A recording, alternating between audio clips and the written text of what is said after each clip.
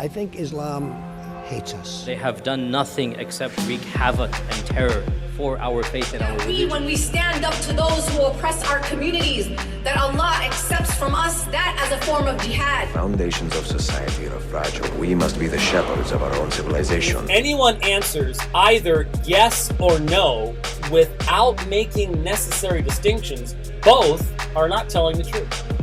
They're lying. Father, we pray that your word will become a hammer that breaks rocks into pieces. That you will raise up in this nation pulpits and prophets that will call the nation back to repentance. Will you distance yourself from those who think differently, or will you join us at the table and talk about what is really important? This is the Al-Ma'idah initiative, conversation without compromise. How lonely sits the city that was full of people. How like a widow she has become, she who was great among the nations, she who was a princess among the provinces, has become a slave. She weeps bitterly in the night, with tears on her cheeks. Among all her lovers, she has none to comfort her. All her friends have dealt treacherously with her. They have become her enemies. So, when I called you the first time, when we talked the first time, the Taliban was advancing, and they were still a long way from Kabul. But between we talked on Friday and today, a lot has happened. Can you explain to us what has happened in Afghanistan over the weekend? Thank you so much for inviting me for the interview. My name is Aziz Khpalwak. I'm originally from Afghanistan, and also I'm a U.S. citizen. As you know, and the world is watching the current situation in Afghanistan. The Taliban take over the country without any force, any fighting against them. And our president, elect President Ashraf Ghani, he fled the country and he left the office. He announced on his Facebook before he left that he doesn't want to fight anymore, because if he fight against Taliban, it's gonna be a bloodshed in Kabul, because Kabul is very populated. There are like 7 million people are living in Kabul. Wow. So it's very hard. So when the Taliban sieged like most of the country, like 70% of the country, after that, President Ashraf Ghani decided to not fight. And he called on the military forces, the Afghan national military forces, to not fight and leave the Taliban to get in the country. I would like to say like that President Ashraf Ghani didn't want such a things to happen in Afghanistan, because it's a very sad tragedy in Afghanistan. People are escaping. They are afraid. Women, children, men, everyone is afraid. Because they had experience from the former time of Taliban, from the 1996, when the Taliban controlled Afghanistan. In that time, people were tortured, people were murdered, they were killed, and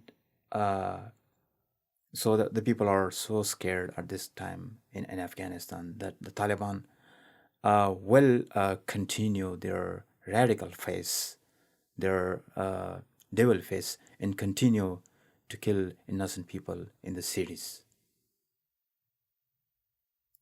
So, I mean, there have been some crazy scenes at the airport. I mean, I've never in my life seen people hanging on to the side of a plane trying to escape a country like that. It's just something. It's so crazy. Yeah, it is so sad. It's very sad. You know, I watched that video. It's you know, I cried for that. Sorry, and every Afghan national cried for that. So, even people understand that hanging on the plane is very dangerous. It's not a bus, it's a plane. It flies, So, but still people were hanging on that, to save their lives. It's amazing. It's like a dream, I don't believe it. So, I would like to say that why the international community is quiet against Taliban, why the US government is quiet against Taliban, what's secret behind, why the Afghan forces did not permit it to fight against Taliban. We all understand that the Afghan national forces have good capability. They have good helicopters, they have good guns, they are well trained, but there's a hidden story behind. So I watched some videos like 10, 20 Taliban entering to the city, and in the same time there are thousands troops in the corps, in the military corps, but they did not fight. So someone sent them a message to not fight and leave everything to Taliban. And of course, they dropped their guns, the Afghan forces, they dropped their guns. But the Taliban captured Afghan commandos and shoot them among the people, in the public, and kill everyone. Still, that video is broadcasted and published in the international medias, international newspapers. So what are you saying then, that there has to be somebody up the chain of military command who's giving orders not to fight, and there's no, which is why there's been very little military response to the Taliban advance? No, the military is not respond. Yeah, the military should respond. The military should respond and force the Taliban. If you want to enter the city, so please come in peace. Do not afraid people. Don't bring your guns with you. Don't cover your face. Why you're covering your face? It's terrible. It's horrible. People are scared. So if you're a peaceful person, the Taliban, why cover your face to afraid people? The Afghan people don't want this anymore. It's a devil face. It's radical. It's radicalism. It's not an Islam. Islam says if you kill someone or afraid someone, the God will not forgive you. And it's a big sin. So how much do you think the way in which America pulled out of the situation caused what's happening to happen? Like, is there a different way this could have happened, or was this always going to happen when America left? Yeah, as you know, in the world understand that the US troops continued their mission for the last 20 years in Afghanistan. And it's very strange, and it's shocked, that President-elect Biden immediately withdrew the troops from Afghanistan. He left a huge space behind, an empty space behind, and that brought a big tragedy in Afghanistan at the current time. So he should create a peaceful, strategic policy to withdraw the American troops, the NATO troops, step by step, and let the Taliban know the international community is still existed in Afghanistan. And if the Taliban take any wrong step, they will face a restriction, they will face a fight, they will face military action. So in this way, the Taliban would take peaceful steps, and they would not take over the country. But it not happened. So we're at this point now, there's a huge humanitarian crisis at this point. And one thing I forgot to mention at the beginning of the show, if you say something that you regret saying that would put yourself or someone else in unnecessary danger, let me know and we can remove that. But you yourself, are you actually able to talk about your own personal circumstances in this? Sure, yes, of course. I'm personally affected by this current situation because my family, my wife and my kids, they went to Afghanistan last May, on the 4th of May, to visit my other families, parents, sisters and brothers. But unfortunately, this radical movement of Taliban stuck them in Afghanistan. They are in really bad situation. They're afraid. My kids are very afraid. They're scared. I talked to them. They said that there are some ugly people with long hair and big beard and equipped by guns, PK, RPGs, and other dangerous guns. They're driving on the streets, around the homes, around in the public, and scare people. He said, one of my son said, "Hey, Dad, I haven't seen such people before. They're like I saw such people in the games, like video games. They look like that. They're very dangerous. And he said, please, Dad, get me out from here."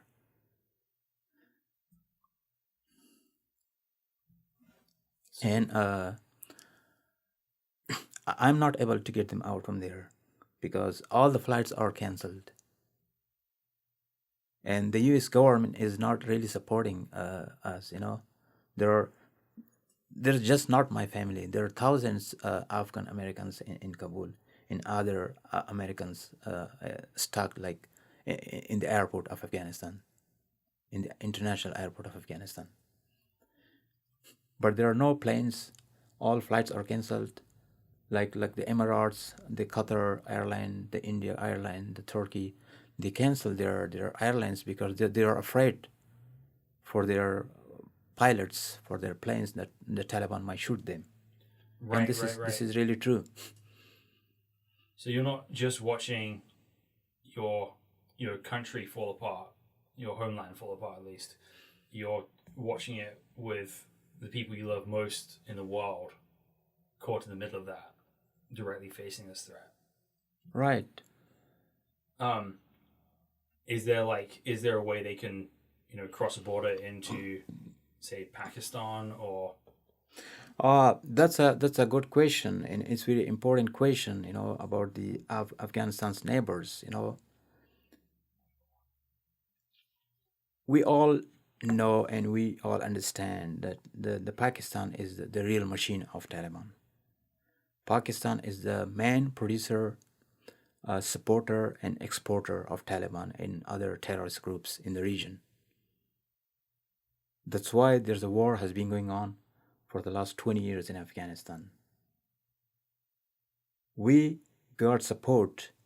We gained support from the international community. We received support from the NATO forces, from the East forces, to eliminate terrorism in the country and bring peace and stability, and provide a peaceful and economic environment to the people of Afghanistan.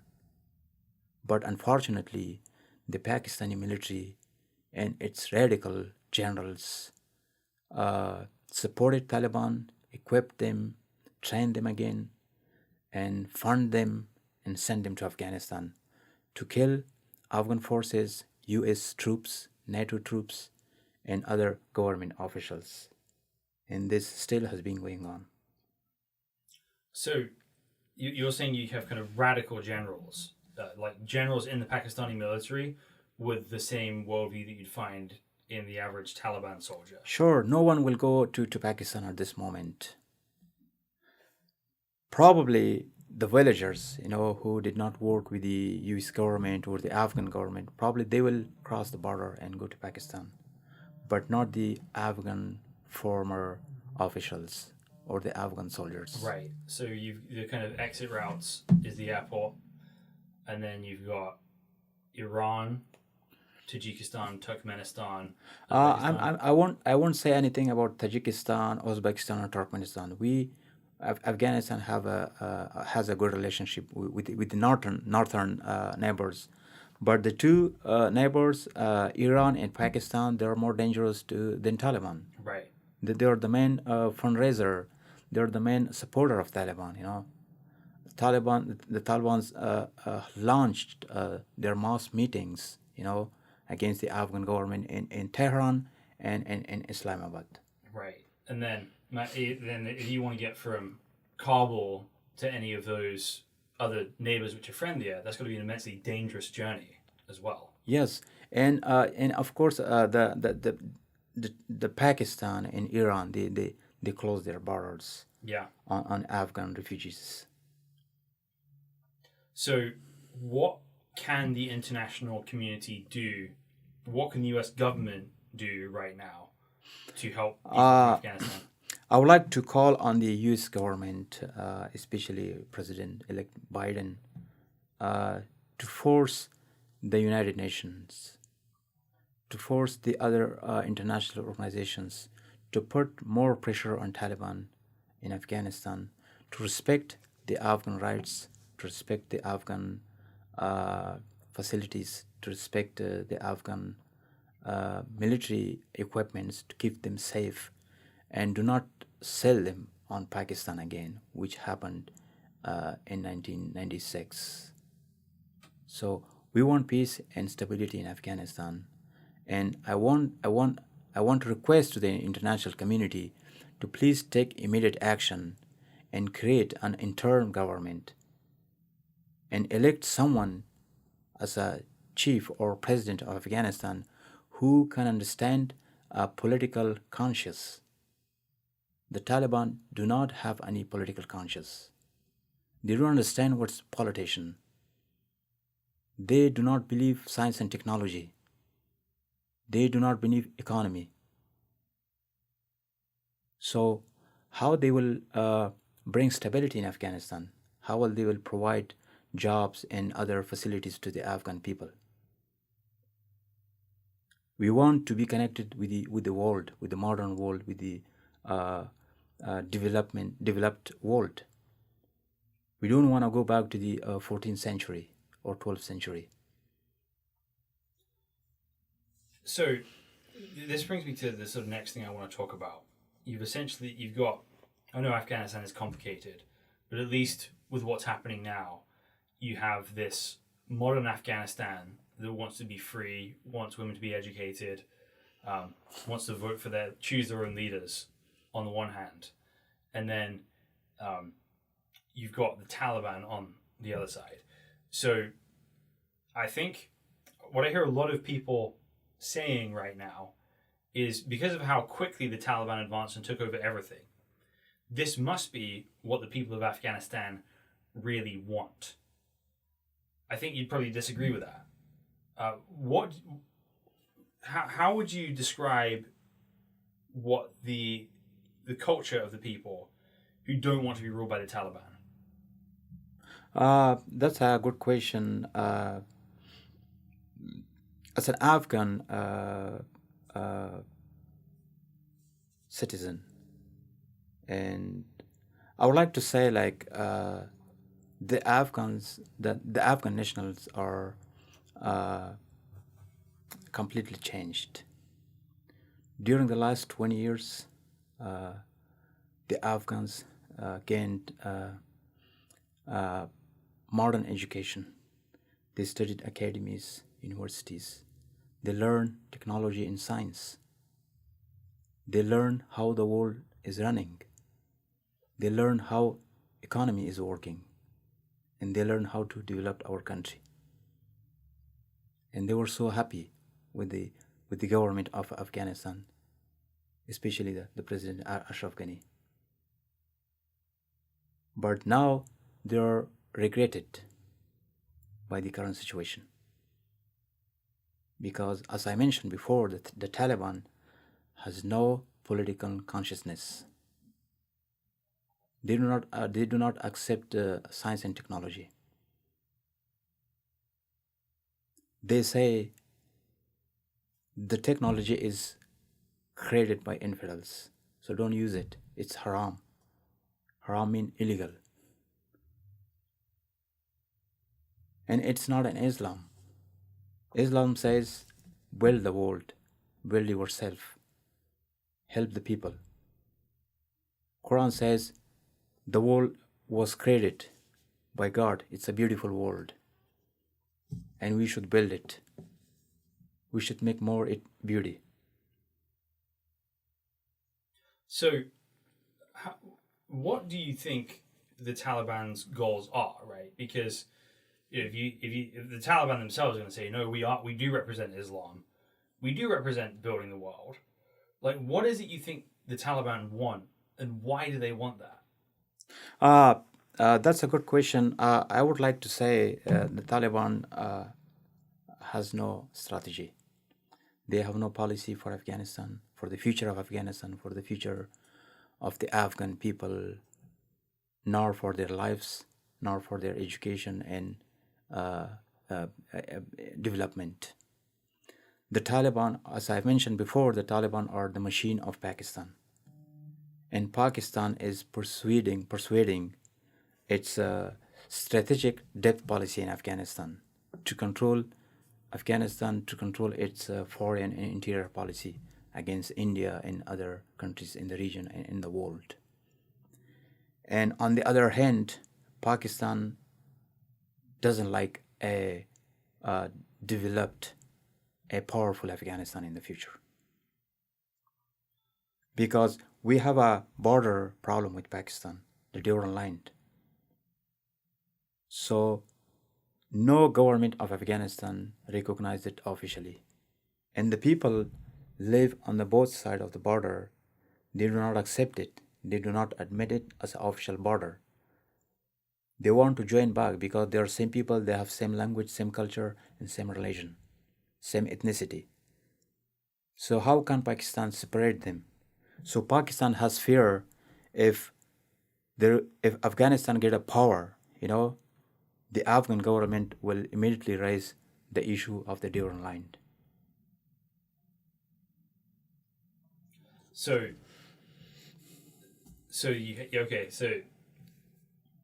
you have people on the borders who don't necessarily care what country they're in. They belong to the same people group. Would this be called Pashtun? Pashtun people, yes. Okay, I know some Pashtuns from both Pakistan and Afghanistan. So I'm Pashtun too, but I believe I'm an Afghan. I respect all tribes of Afghanistan. I have a national ideology. So so if you're in Kabul, would you say most people living in Kabul right now, or at least the people trying to escape, have that same national ideology? Right. Yeah.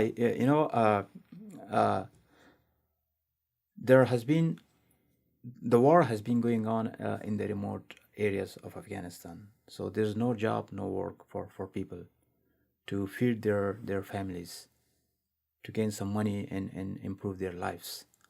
So most of the people moved to the capital of Afghanistan, Kabul, and it's very populated. There are 7 million people living in the city. Yeah, so that's what, like twice as big as the greater Seattle area? Sure, yes. Yeah, that's huge. And so there's almost, it seems like pre-Taliban, you have kind of tribal Afghanistan, then you've got Taliban Afghanistan, and then right now you've got a lot of people who want the nation of Afghanistan, who want to like go beyond tribe and family and build something that works for everyone. Taliban are going to develop the tribal violation in Afghanistan. They would like to improve it because Pakistan want it. The Pakistani military want it. The Pakistan would like to divide the Afghan nation by tribes, by regions, by districts, by language, and by color. So that's what Pakistan want. As I mentioned before, the Taliban has no political consciousness. They are the Pakistan's machine. They are the future of Pakistan's goals. So the Pakistan is trying to divide Afghanistan by tribes and by regions to weaken Afghanistan in the future, so Afghanistan won't be able to raise up the issue of Devon line. So right now, it seems like they've succeeded in that to an extent. Like right now, do you see any short-term path back to having an independent Afghan nation that works for all of its people, or is that now, years in the future at this point? I understand they took over the country, but they're not succeeded yet, because it's not a 19th century, or it's not a 18th century or 14th century. It's a modern world. There are social medias, Twitter, Facebook, a lot of other channels. We will send our voices to the powerful countries such as United States, European countries, and other democratic countries, and of course to the international community like United Nations. We will tell everything to them. We will tell every wrong step the Taliban take against Afghanistan or the Afghan people. And we will not let Taliban to destroy Afghanistan anymore. We will not let Taliban to push Afghanistan back to the civil war. I watched a video today. The Afghan women in Kabul, they raised up at the front of the presidential palace and demonstrated against Taliban. And I saw their slogans that say, "We don't want Taliban in Afghanistan." So the Taliban should understand that this is not an ancient Afghanistan. It's a modern Afghanistan. There are modern Afghans. They are educated, well-educated Afghans. We want Afghanistan to be connected with the modern world. We want Afghanistan to implement the international rules in Afghanistan, the UN rules in Afghanistan. We want Afghanistan to obey the human rights. We want Afghanistan to be a friend, to be ally with the democratic countries such as European country and in the United States. We need them. We need their technology. We need their financial support. We want them to build Afghanistan. So, with this desire to see human rights in Afghanistan, so the Taliban obviously have a very different conception of what human rights are, right? They're basing it on a very specific sect of sort of Islam, which is this sort of derivation of Salafism in some way, and they would reject the UN Declaration of Universal Human Rights. How big do you think the country is split between those things, right? How many people in Afghanistan would take the sort of Taliban view of human rights, and how many people would take the sort of UN view of human rights? That's a good question, James. Let me explain you something about the Taliban's conception. Like the Afghan government, Afghanistan is recognized by the international community as an Islamic Republic of Afghanistan. Mm-hmm. So when we say Islamic, it means it's an Islamic country. There is Islamic rule. Our constitution focuses on Islamic rules. But the Taliban conception is Sharia. Mm-hmm. And it's already Sharia there. When you say Islamic country, it's the Sharia. But the problem is, as I mentioned before, if any Islamic group get a power in Afghanistan and they do not listen to Pakistan and they do not obey the Pakistani interests in Afghanistan, and they do not take a step against Pakistan's strategic death policy, and they do not raise up the Durand Line issue, Pakistan will still say they're infidel and a Sharia government has to be implemented in Afghanistan. That's not true. It's a wrong claim. There's no reality about that. We already have Sharia. We already have Islam in Afghanistan.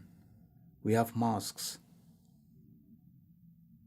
We had a shura, like a session of the imams in Afghanistan. It's an official session of the Afghan imams in Afghanistan. They were paid by the government.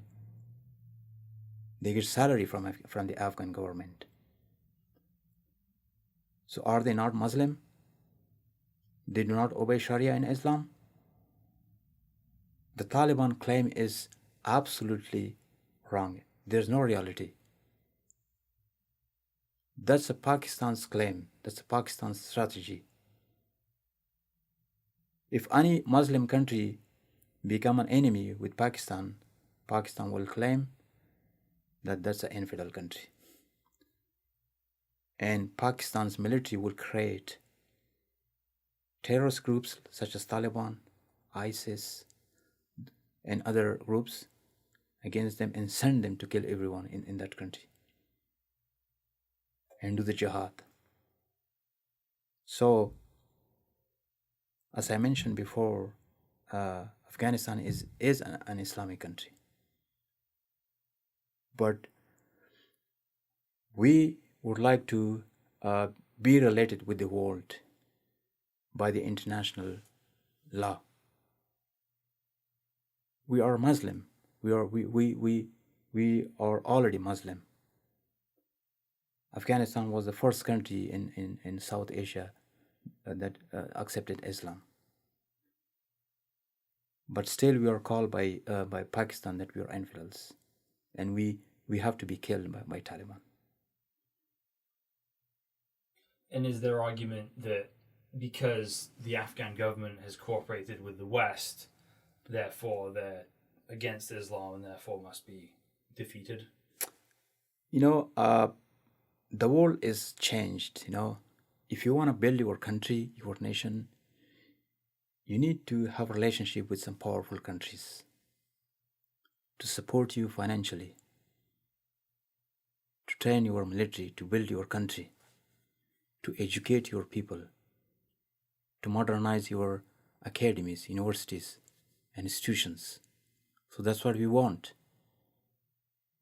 It's true we were connected with the Westerns, but still we had good relationship with China.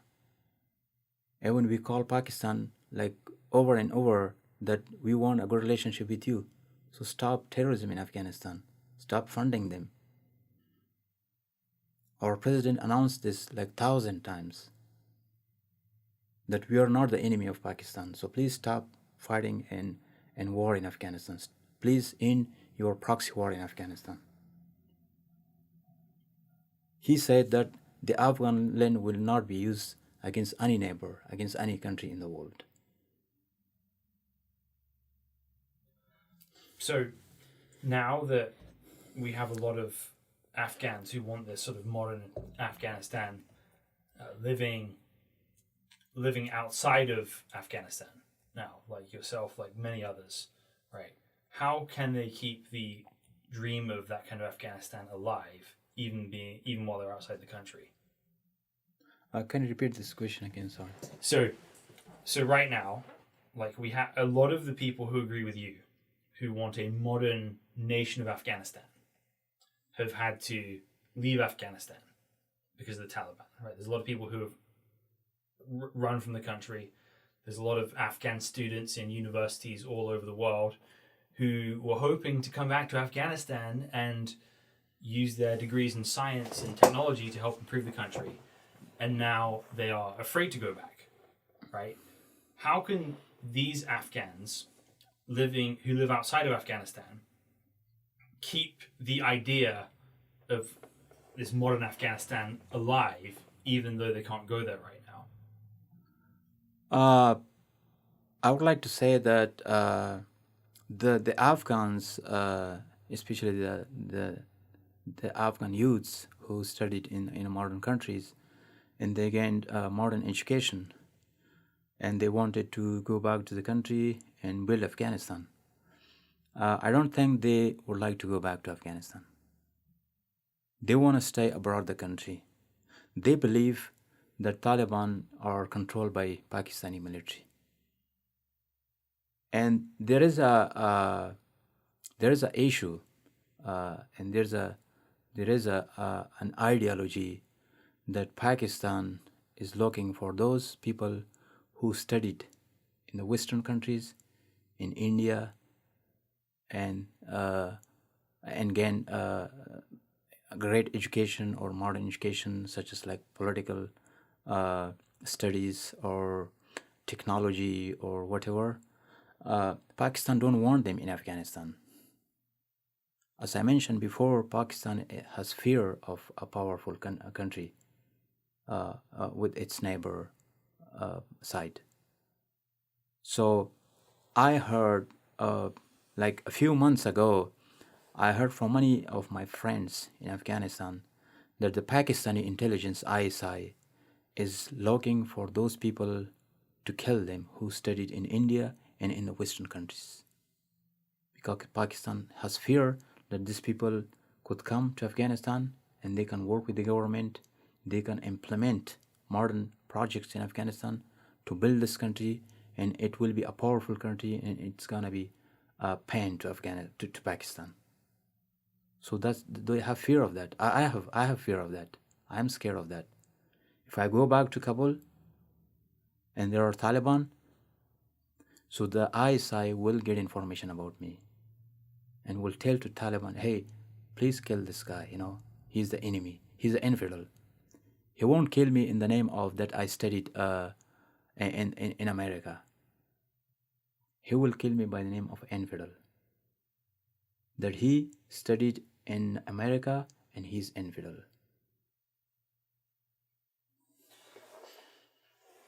So, with people in situations like yourself, right, there's a lot of Afghans pouring into different countries, into Seattle, into other parts of America and other countries. So, speak to the people listening to this show who are not Afghans, who are, say, Christians living in Seattle, who are seeing everything on TV and they want to find ways to help people locally. How could the average Christian in Seattle help someone coming here from Afghanistan right now? Like the Afghan refugees? Yeah. We have an Afghan community in Kent and in the north of Seattle. We have a procedure for them. We have a process for them. And there are a few refugee resettlements in Kent, like World Leaf and Jewish Family and others. They have some facilities for them, some programs for them. So when we get Afghan family from Afghanistan, we immediately take them to the refugees foundations to provide them living facilities as soon as possible. That's good. And then one thing I'm curious about, so often when a sort of subculture is forced, we can't live freely in its own country anymore, sometimes they've been able to find another place where they've been able to keep their identity as a community and build something. Is there where is the biggest place for Afghans to live and be together outside of Afghanistan right now? Is that in the US or is that somewhere else right now? That's a good question.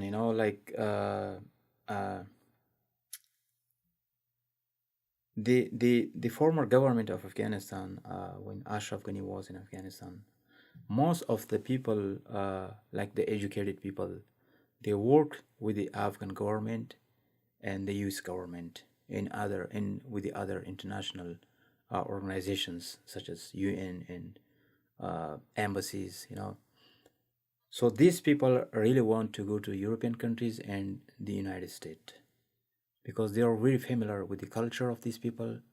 They are very familiar with the administration. They are familiar with the language such as English, and they're familiar with their behavior. So they really want to come here, and this is the reality. Well, I hope that you can find some.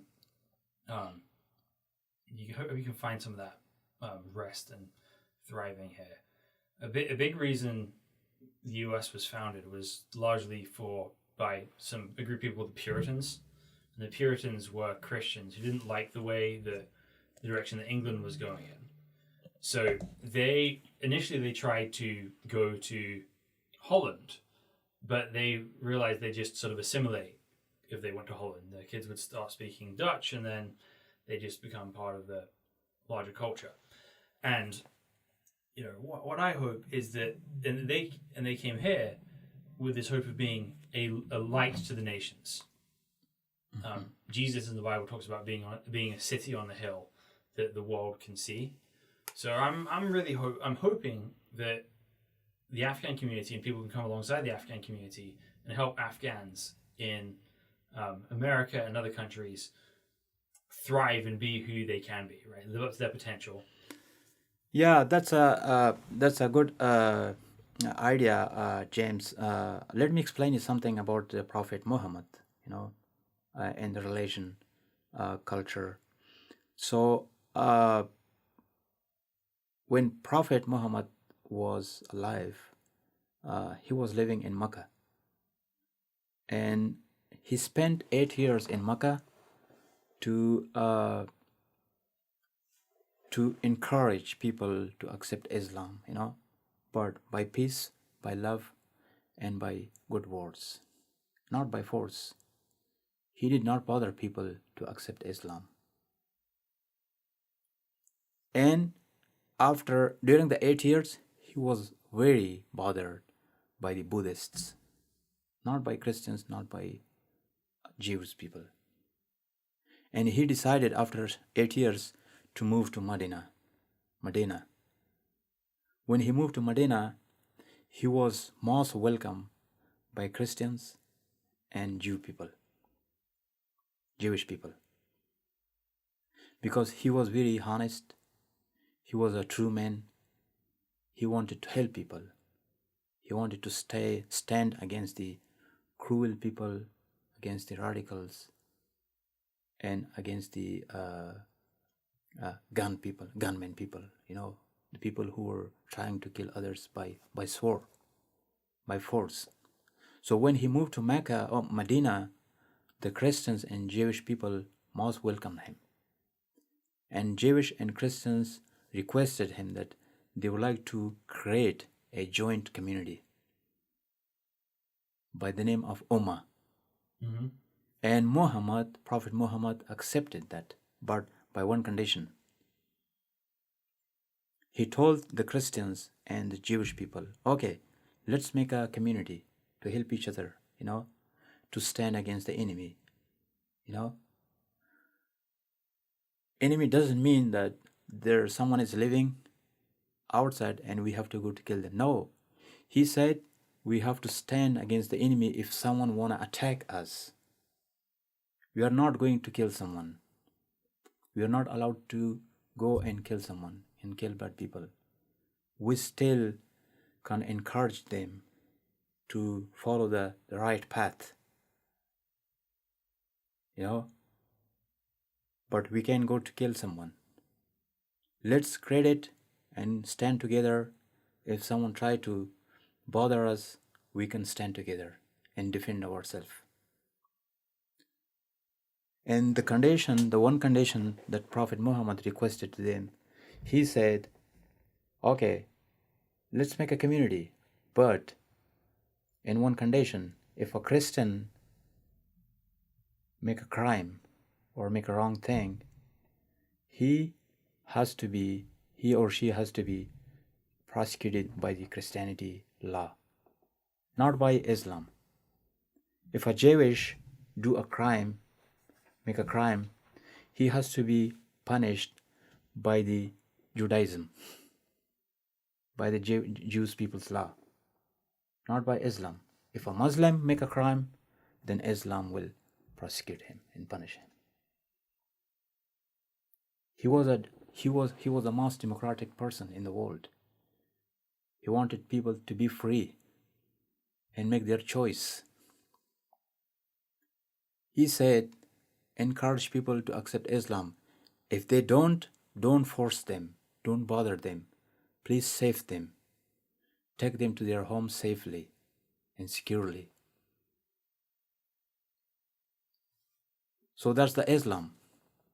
But the Islam that Taliban brought to Afghanistan is completely different. It's not an Islam. So, while saying that that's not Islam, where does a person to go find the real Islam? Because the Taliban aren't just pulling this completely out of thin air, right? They're going to go to find some hadith somewhere and some scholar somewhere in history that's going to justify their position. So how can a young Afghan know, where can an Afghan go to read about true Islam? Who can they talk to find out about true Islam that's different from what the Taliban would say? The Afghans, they understand the real Islam. It's already explained to them. Every Afghan understands Islam, even myself. When I say I'm a Muslim, and I pray for my God, for Allah.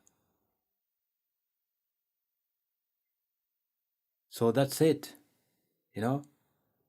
Islam says if you say you're Islam and you pray kalima, the word of kalima, you're Muslim. And then it depends on you how you act, how you implement Islam on you. It means you make yourself a right man, a honest man, a true man. Help the poor people. Support your nation. Don't bother other people.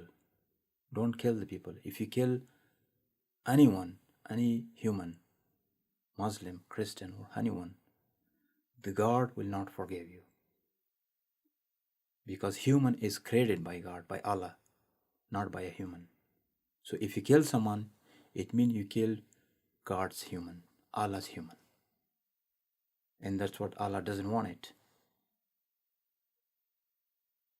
So you're saying there's this kind of widespread understanding of this. There's just naturally in Afghans. No one needs to teach it to them.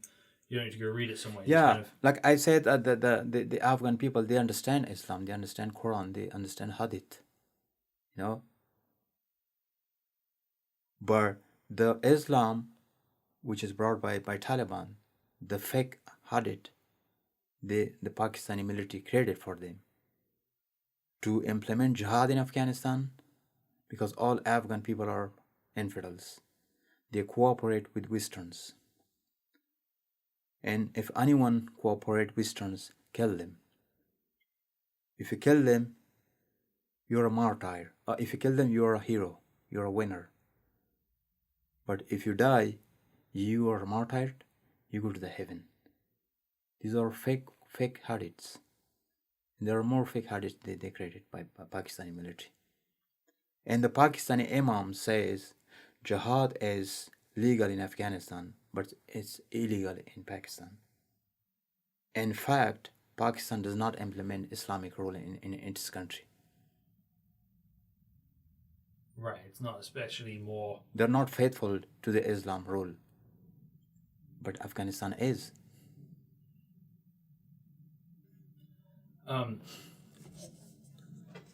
So sort of what you're saying then is that the Taliban have been fed a fake version of Islam that's got its roots in the Pakistani government. And if somebody went and read the real hadith, the real Quran, they wouldn't find any of that. Let me explain about this. The Taliban is not implementing Quran in Afghanistan. Mm-hmm. In fact, they are against Quran. They're against Quran. As I mentioned before, that Allah, God says, don't kill human. Don't kill anyone. But Taliban, doing that. Taliban do it. So this is against Quran and against Allah. Against Allah's book, the Holy Quran. So let me explain you something. I watched too many videos. Even I know some people that they've been killed by Taliban. The people of Afghanistan had been captured by Taliban and called them, you're infidel. You cooperate with the US government, you cooperate with Westerns, you cooperate with the Afghan National Army, you cooperate with the Afghan government. And that person in return explained to Taliban, I'm a Muslim. I believe Quran and I believe Allah. And I pray 5 times. Don't kill me. And Taliban still did not listen to them and kill them.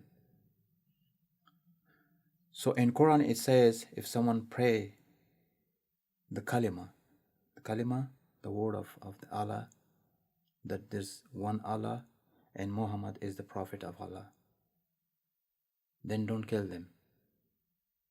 And except that, don't kill anyone, even if they're Muslim or not non-Muslim. Islam is not a religion to be forced by people, you know. So for the Taliban then, it sounds like their religion is just defined by this specific set of scholars. Right. Who gets to decide what Islam teaches? We do. Who gets to decide who's a Muslim? We do. Who gets to decide who lives or dies? We do. Yeah. Like Taliban say, if you listen to me, if you listen to Taliban, you're a Muslim. If you do not listen to them, you're against them, you're infidel. Yeah. And they don't have any clear message in which way you're infidel.